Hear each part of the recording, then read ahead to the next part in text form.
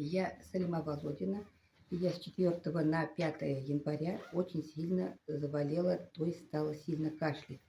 От этой кашля у меня очень сильные головные разрывающие боли были, грудная боль была. И по рекомендации Галии я излечилась буквально на 8-й день, употребляя эфендер, какао, ой, еще один забыла, Эффектор. эффектор.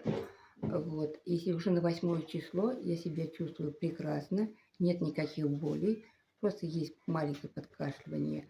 И я очень благодарна всем ученым, которые создали такой эффективный, быстродействующий препарат.